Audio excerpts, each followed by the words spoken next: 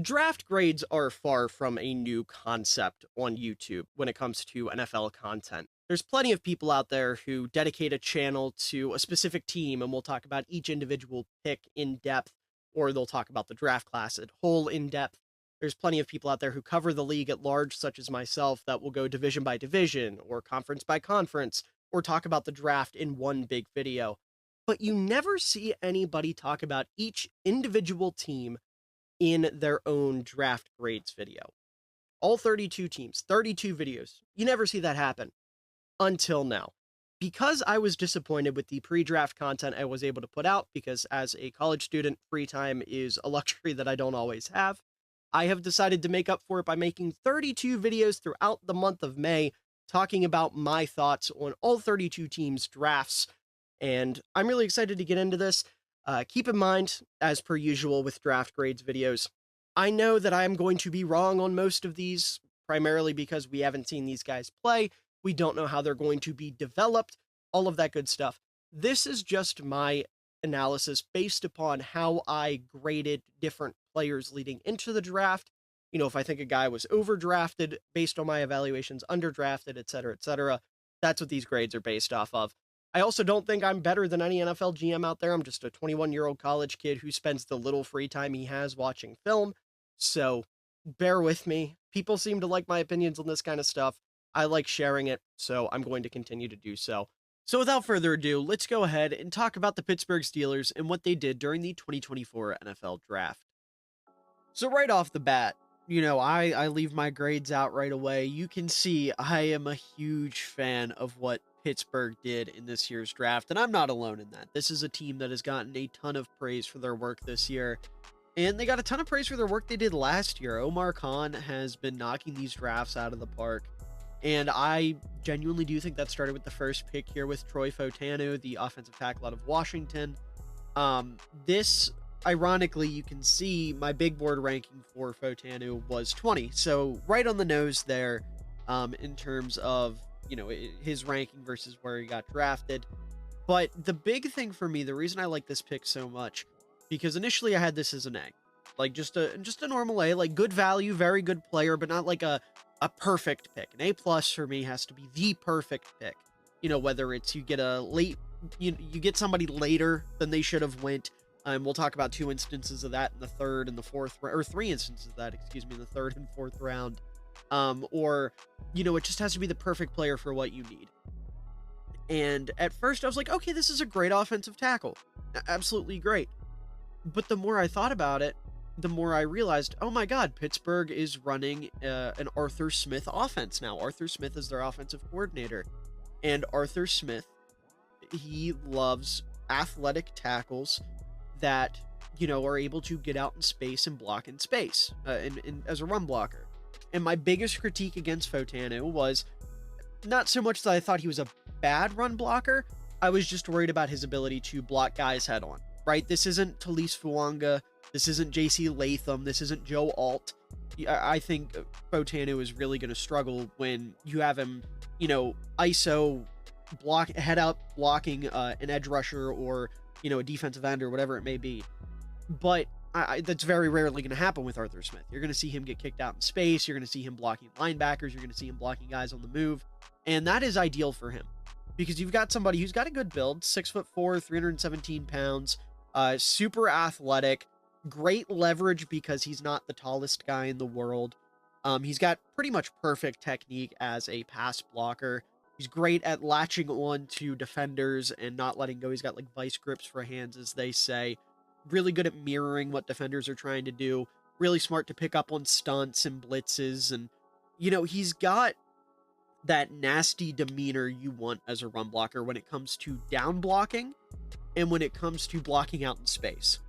So Fautanu is the perfect tackle for a team that is going to have guys blocking out in space. And with Arthur Smith, Pittsburgh is going to be doing just that. So I thought this was an incredible pick. I absolutely love this for Pittsburgh. You get him, and now you're going to be able to kick Broderick Jones to right tackle. I think he was actually just playing right tackle last year. But the point is, you have two bookend tackles for the future, in my opinion. I've been really happy with what I've seen out of Broderick Jones. I loved him coming out of Georgia. I thought he was a, super incredible athlete that just needed a little bit of polish. Fautanu, he is a super incredible athlete that doesn't really need that polish. It's just he had that weakness with the size. You know, people talking about him potentially playing guard at the next level.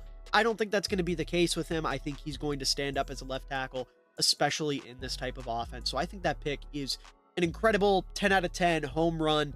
Couldn't have done anything better there at 20.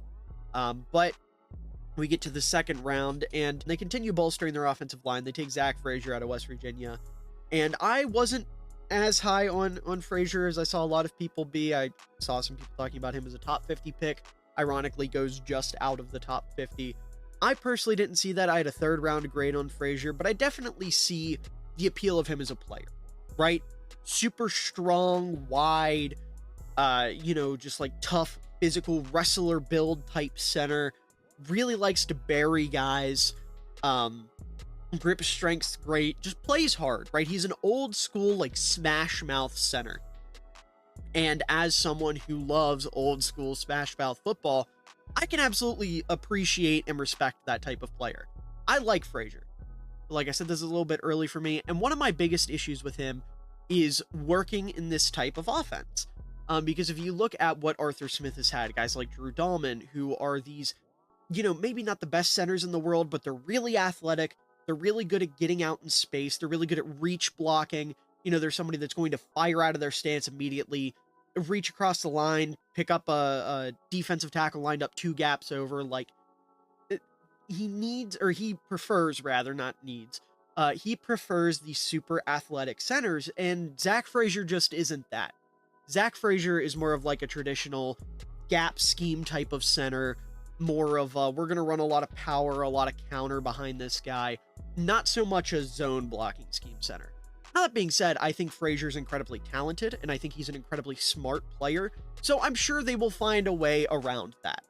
Whether that is relying a bit more on the guards to do some of that work, which is definitely possible with James Daniels and Isaac Sayamalu and Mason McCormick, who we'll talk about here in a couple minutes. They can find ways to hide that quote-unquote weakness of Frazier's, rather. But I do think he's a really talented player. I can see why Pittsburgh liked him. Again, maybe a tick early for my taste, and I maybe would have liked to see them go a different route, just based off of the ability he brings to the table, right? Like, I had Cedric Van Pran ahead of Frazier, and I think he would fit this a lot better, but I'd be lying if I said Zach Frazier wasn't the epitome of like a Pittsburgh Steeler, right? I used to have beef with the Steelers because I have grown up in Western Maryland my whole life, and there are a ton of Steelers fans here. And growing up a Bears fan, they weren't exactly kind, right? There was a lot of teasing and tormenting, and throughout high school, I carried a lot of hatred for the Pittsburgh Steelers, for example. But now that I've gotten older, I've started to appreciate what the organization in Pittsburgh is. Me being my fullback loving self, my old school smash mouth football loving self. It's hard not to appreciate what Pittsburgh brings to the table, what Pittsburgh is as an organization. And I feel like Zach Frazier is one of those guys where you watch him play and you're like, yeah, he belongs in Pittsburgh. He needs to be a Pittsburgh Steeler. Like, Pittsburgh, Chicago, Green Bay, and the Raiders, I guess you could throw in there as well, all have like that throwback smash mouth vibe to them. But I would say Pittsburgh probably has the strongest pull there. So I think Frazier is great for the culture of Pittsburgh, and just the fans are going to love him, that type of thing. So I'm sure I'm going to get a bunch of comments flaming me for not giving them an A+ for Frazier. I want to make it clear, I love the player. I like the fit. I don't love the fit. I love the fit in terms of the vibes. But schematically, I have questions. I'm sure Arthur Smith will be able to figure them out. So we'll have to wait and see. This can end up being a fantastic move where, like I said, they rely more on those guards to do a lot of that moving and a lot of the pulling and whatnot. But then we get to the third round, and their first 2 picks, they take Roman Wilson, the wide receiver out of Michigan. And I really like this pick because you look at Pittsburgh's wide receiver room, you have George Pickens, you have Van Jefferson, you have Quez Watkins, you have Calvin Austin, Denzel Mims, Des Fitzpatrick, Scotty Miller. All of these guys are like true deep threats. And that's not to say they're like one-trick ponies. Like, George Pickens is a really good receiver. But the point is, they are all at their best when they're going downfield. They did not have a true, like, short to intermediate range. I don't want to necessarily say assassin, because maybe that's a little too generous, but like a short to intermediate range cooker, someone that's going to be really good in that area of the field, someone that's going to give you a lot of production, a lot of open targets in that area of the field, which, you know, on paper is fantastic. I'm glad Pittsburgh got a guy like that. I think he fits perfectly with their room. Now with Justin Fields and Russell Wilson, we'll have to see how much use he actually gets over the middle of the field. But thinking beyond this year, right? I'm not so short-sighted that I can't realize that there is going to be more Steeler football after this year. Hopefully they'll find a quarterback that can actually attack the middle of the field, because I know, dating all the way back to like the Trubisky and Rudolph, Steelers fans have been longing for a passing attack that attacks the middle of the field. And maybe I'm overblowing the quarterback aspect of it. Maybe it was just Matt Canada being Matt Canada, and they haven't had like that true threat that can be an over the middle threat, and Roman Wilson's going to come in and do that. And if that's the case, that's awesome. That would make me give this an even higher grade, if that's possible. But you've got a really explosive, like savvy route runner with really reliable hands. He's great at finding really creative ways to get open as the play extends, which is going to give him a good pairing with Russell Wilson.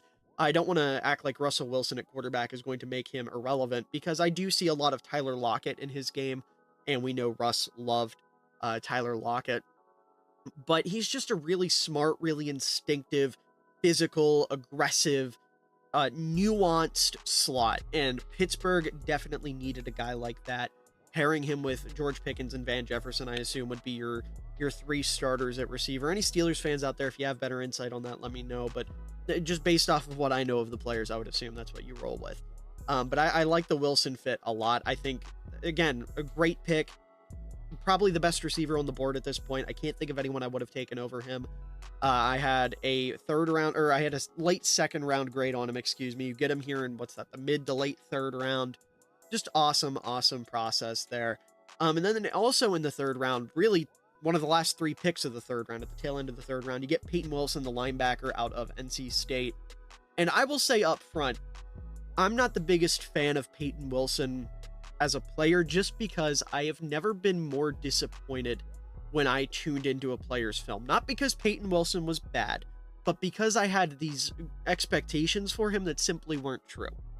Because when I saw that there was a 6'4", 230-pound linebacker that ran as fast as he did, I was like, oh my God, football's back. You know, the days of the glorious Mike linebacker have returned. And you turn on Payton Wilson's film and you get this like hybrid linebacker, big nickel, edge rusher type player that really doesn't do a whole lot of the traditional linebacker stuff in terms of engaging with blocks and, you know, blowing up the run. He's more, I'm going to play incredible coverage. I'm going to go stride for stride with slot receivers and tight ends and running backs. I'm going to blitz off the edge and kill your quarterback. Like, I'm going to do everything but that, basically.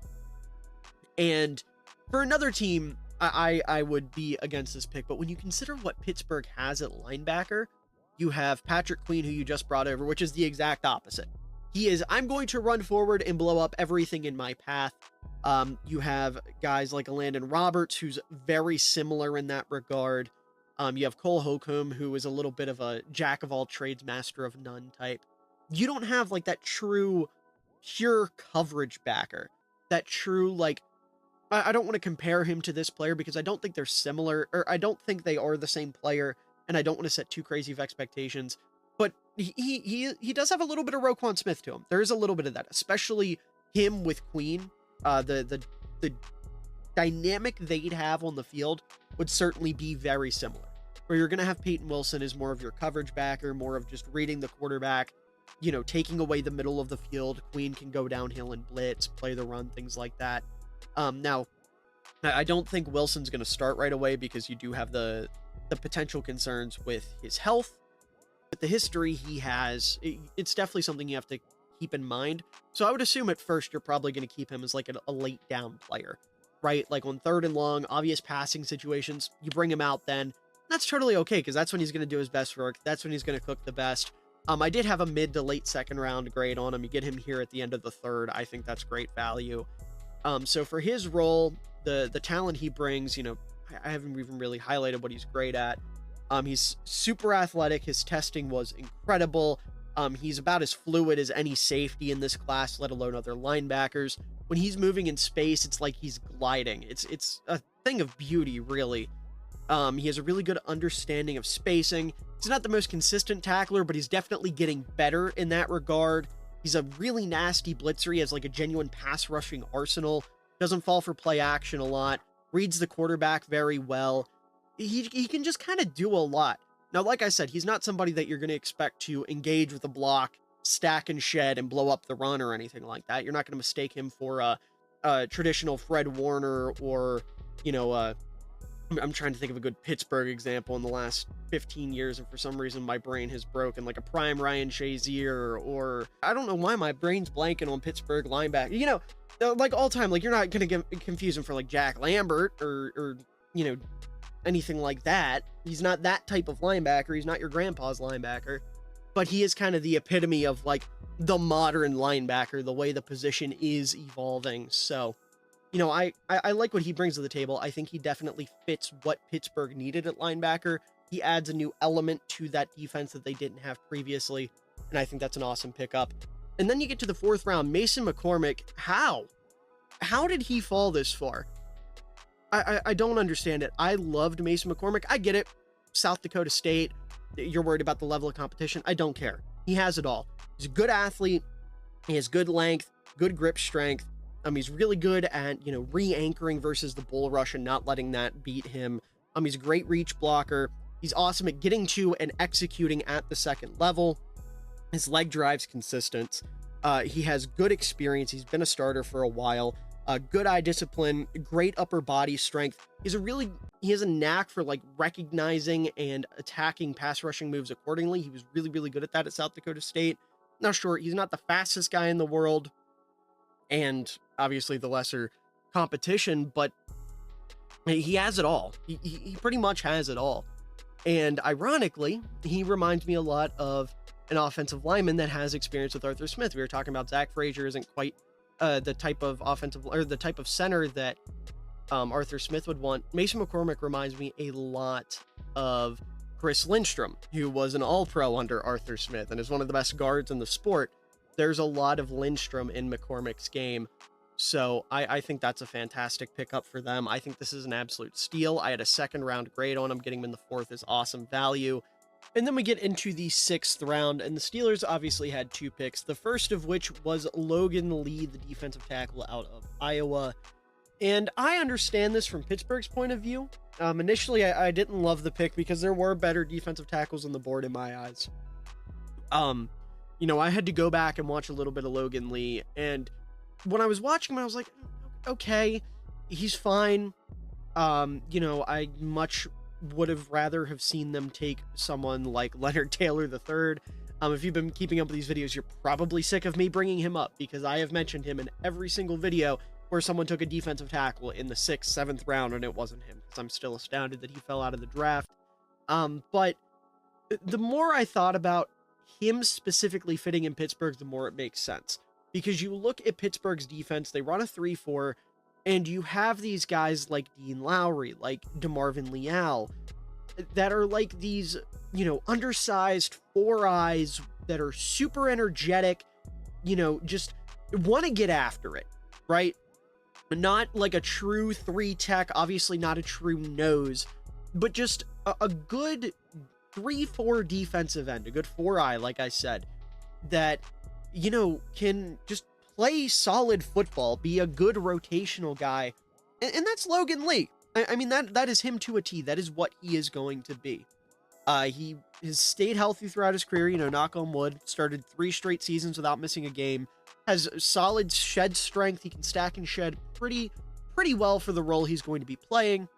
He has good upper body strength. He's capable of slipping around blocks. He has a really nice swim move that he's able to use both as a run defender and as a pass rusher. And when he's working across the line, when he's not asked to match somebody head on, on stunts or anything like that, he's able to get good pressure. But he's not fantastic. There's a reason why he was the 6th round pick. And I am knocking them just a tick because I do think there were better players available. But, I mean, for taking a flyer on somebody in the 6th round, given what the role is, you know what?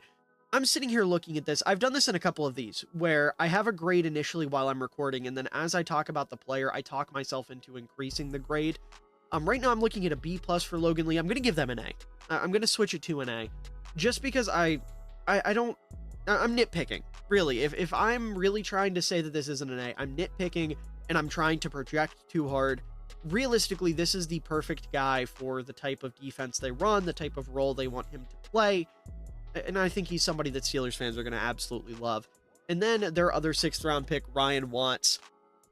I'm not going to lie. I'm not going to sit here and pretend like I know a lot about him. I didn't watch him before the draft. I haven't had a chance to get around to watching him after the draft. So, you know, I'm sure he's great. It looks like he's going to be, you know, probably more of a nickel safety type of guy rather than a pure corner. Just, I've got a scouting report pulled up. I'm trying to get something here. I'm not going to give them a grade for this pick in particular, because I'm not going to say it's good or bad when I have no personal frame of reference. It won't impact their final grade. But, you know, if he's a developmental safety like what this scouting report I'm looking at here is kind of suggesting, then, you know, this could be an okay pick. You've got Pat Pete in the building, who just made the transition to safety himself. He could serve as a mentor. If he ends up, you know, making the team, he can be a good special teamer. He's got like good aggression, and he's big. He's, what is he? Let's see here. He's 6'3", 208 with 34.5-inch arms. He can absolutely be a good special teamer. You know, I didn't watch any corners or safeties down into the 6th and 7th round, so I can't say there was anyone here that they definitely should have taken over him or anything like that. So, again, I'm not going to knock them for this pick. I think it's fine. I think if you get a special teamer here with your last pick, then so be it. If he doesn't make the roster, it is what it is. We'll have to see how it pans out. But as a whole, like I said, especially after talking myself into giving Logan Lee an A, this is about as perfect as you're going to get from a draft class. I'm going to give Pittsburgh an A+. I think you got at least 3 day 1 starters with... we'll have to see if McCormick ends up starting over one of Daniels or Sayamalu. I don't know if that'll be the case, but I think he'll be in that running very quickly if he's not a day 1 starter. Payton Wilson will obviously play some sort of role. Same thing with Logan Lee. And we'll have to see what happens with Ryan Watts. But you got some legitimate day 1 contributors across the board. It took until their final pick to find somebody that I don't think will contribute as a starting offense or starting piece on offense or defense right away. And even then, maybe Ryan Watts will, and I just don't know. I haven't been taught the gospel. I haven't seen the vision myself. I'll have to go back and look and, I don't know, put out a tweet or something about him. But I love this class. I think Pittsburgh knocked it out of the park. Their offensive line especially is getting some massive boosts. What they've done with getting Fautanu and Frazier and McCormick this year, and getting Broderick Jones last year, is incredible. James Daniels is still relatively young. He's under 30. So you've got a good offensive line in place, which is something that Pittsburgh has been lacking for a while, since the Killer B days, when Le'Veon Bell would have like 3 seconds every play to run around behind the line of scrimmage before he'd actually have to commit. You diversify your receiver room, get some good defensive pieces. I just think this is an awesome draft class. So shout out to Pittsburgh, shout out to Omar Khan. They have once again absolutely crushed it. Met a chance on the throwback. This was an ill-advised throw. What an unbelievable catch by Cole Kmet. And he cups it too. No movement when he hits the ground, tucked up against his shoulder. Wow. Using that